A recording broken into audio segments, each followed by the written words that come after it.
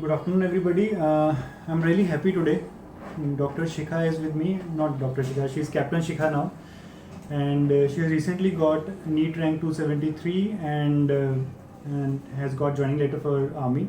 So, really privileged. And I've invited her to share her experiences with all of you.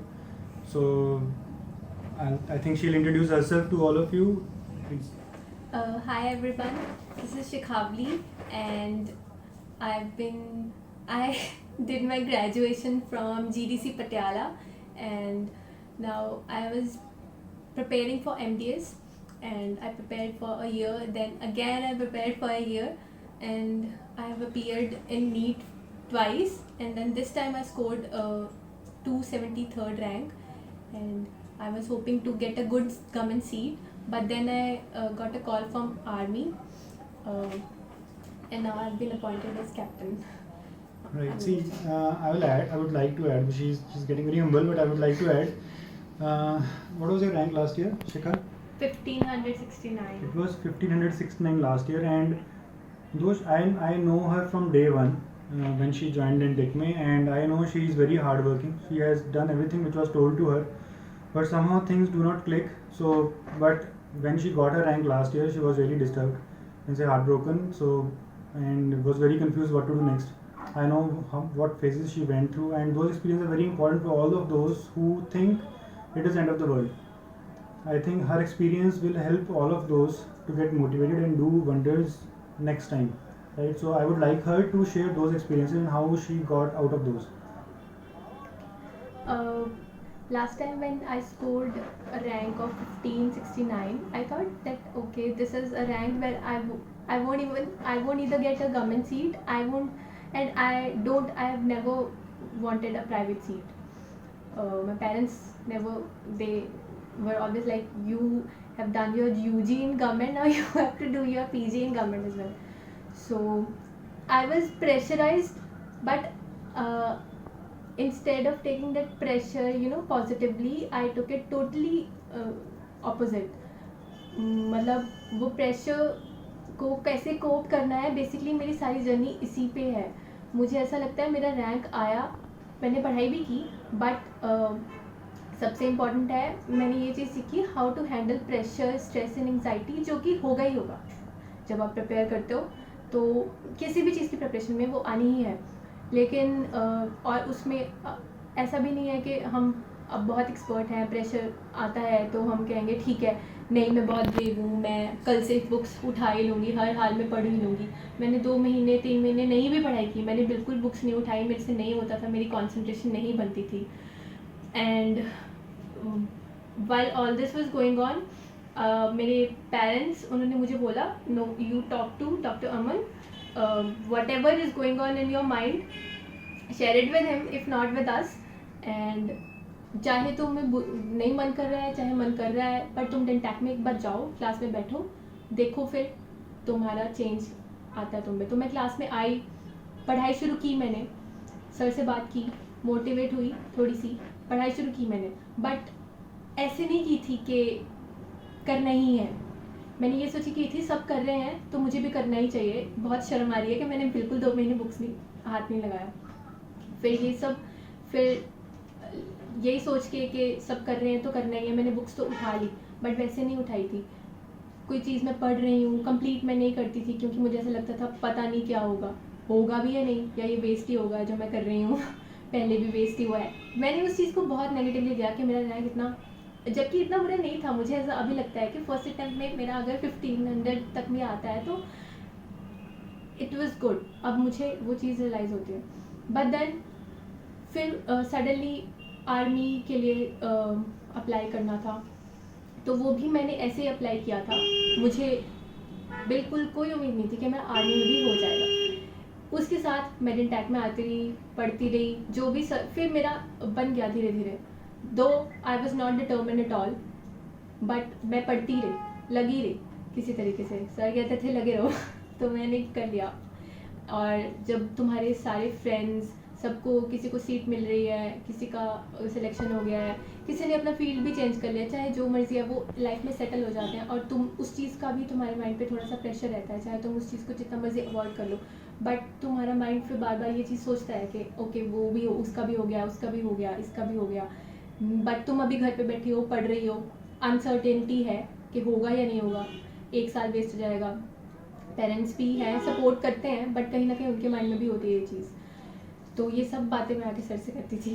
तो फिर मुझे army के लिए जो मैंने अप्लाई किया था, उन्होंने इंटरव्यू के लिए कॉल किया। तो तब तक भी मैं किसी चीज़ के लिए डिटर्मिनेड लास्ट मोमेंट तक नहीं थी। मुझे इंटरव्यू के लिए कॉल किया तो मैंने सोचा okay, it is going to add to my experience, I will go and attend the interview. Interview हो गया, नहीं होगा मेरा मुझे पक्का पता था, बट अगर हो गया तो देखेंगे।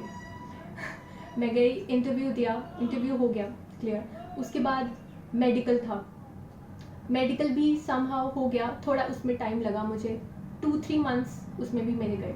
इस दौरान मैं पढ़ती थी, पर वैसे नहीं पढ़ती थी, लाइक 10-15 आवर्स जो देने चाहिए वो नहीं देती थी। 2-3 आवर्स, मैक्सिमम 5 आवर्स मैंने ऐसा किया है। तो और बीच में फिर मुझे ये होने लगा कि अगर मेरी इंटरव्यू क्लियर हो गया तो मेरा ये भी क्लियर ही हो जाएगा, मुझे मिल ही जाएगी आर्मी। तो somehow I was preparing my mind और एंड आई वाज प्रेइंग कि आई विश मेरा आर्मी में ही हो जाए, मुझे एक और बार नीट ना देना पड़े।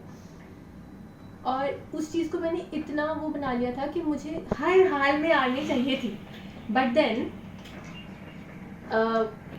आर्मी से जब मैं आई और उनका फाइनल रैंक आया तो मेरा रैंक नहीं था उसमें लिस्ट में, मेरा पीछे था, वैकेंसीज 34 थी और मेरा रैंक 44 था मेरा रैंक। तो मतलब मेरे आगे 10 बच्चे अगर छोड़ के जाएं तब मुझे मिलता।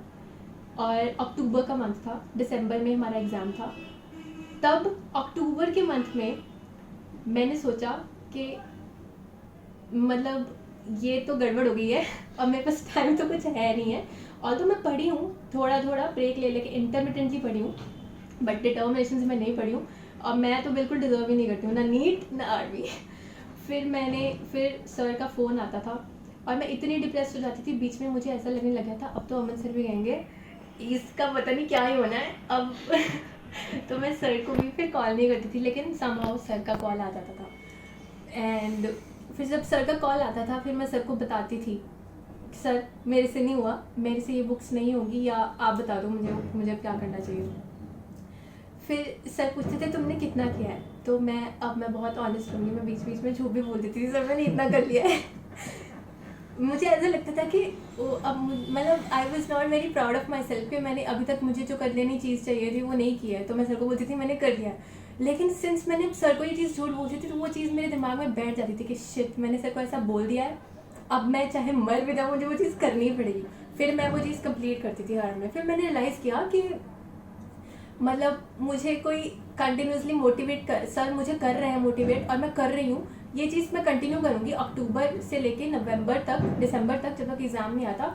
और फिर ये सोचे बिना कि मेरा रिज़ल्ट क्या आएगा, फिर मैंने एक चीज़ दिमाग में बिठा ली, रिज़ल्ट चाहे अच्छा है चाहे बुरा है, चाहे मैं रैंक लेके जाऊँ चाहे मैं ना रैंक लेके जाऊँ, मेरे पेरेंट्स, मेरी फैमिली और सर हमेशा सपोर्ट करेंगे। इसके बाद भी वो मुझे ये नहीं बोलेंगे कि अब तो तेरा रैंक आया नहीं, अब तो ना यू डोंट डिजर्व एनीथिंग, अब तुम हमारे से पीछा, हम तुमसे अपना पीछा छुड़ा रहे हैं, वो ऐसा कभी नहीं होगा।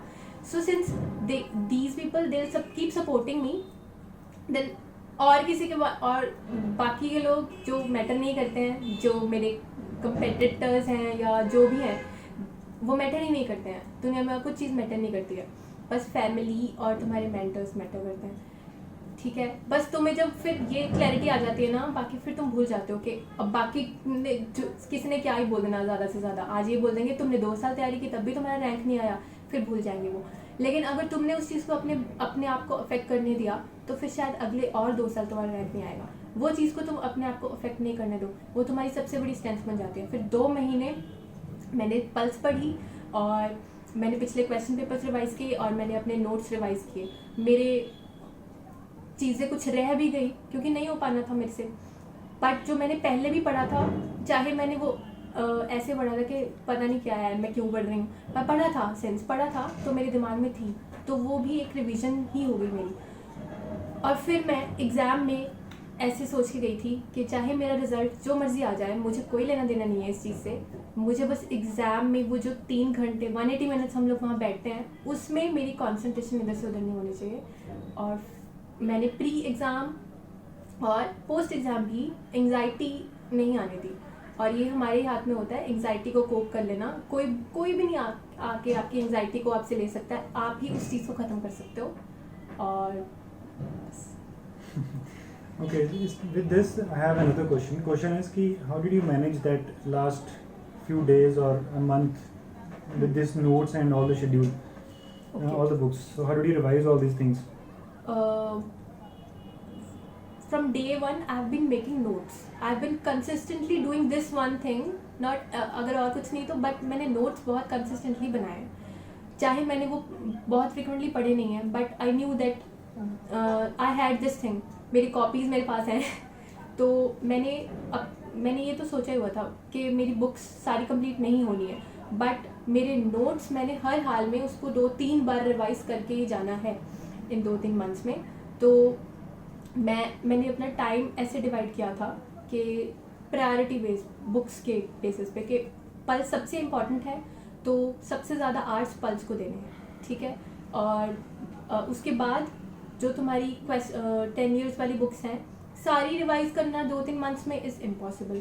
तो तुम स्मार्टली जो रीसेंट क्वेश्चन पेपर्स हैं उनको रात में या दिन में जैसे भी तुम आवर्स जैसे दे सकते हो।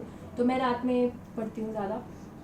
Basically, you used to divide a day. हाँ, divided day and different sections of a day and recent question papers को मैं करती थी।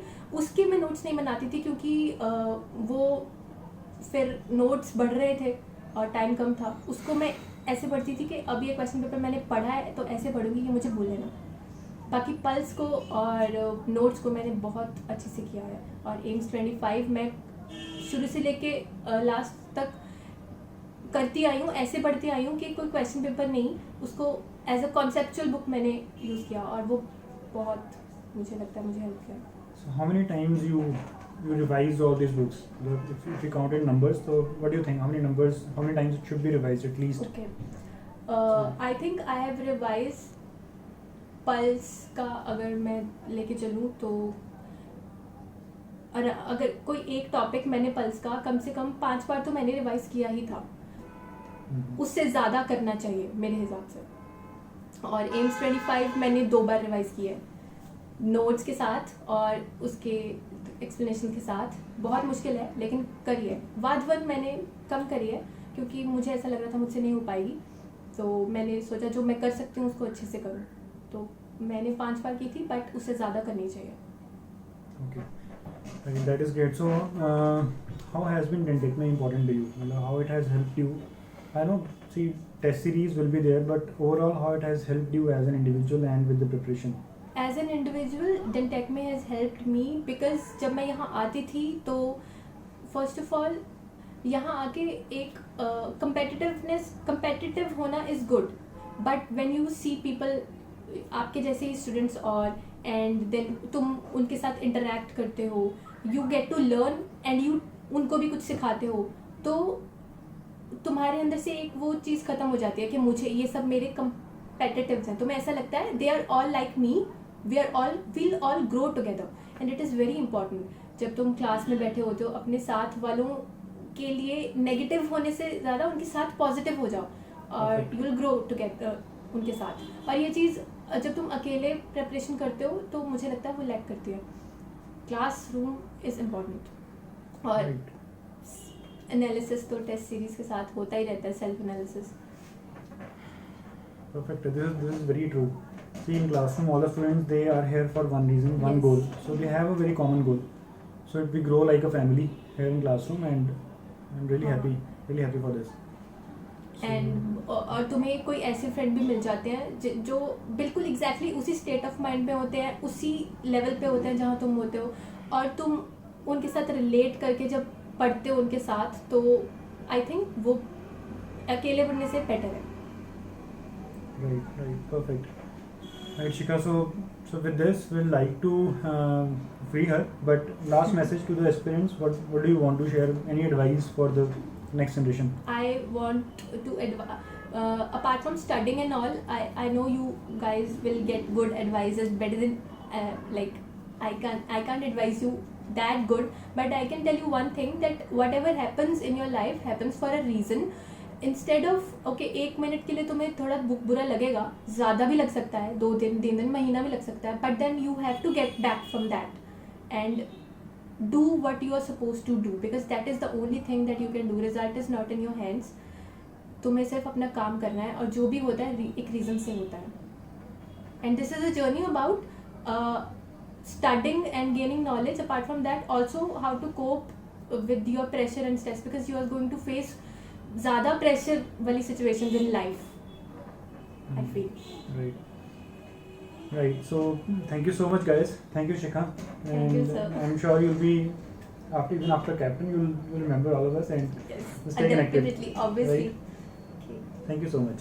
Thank you.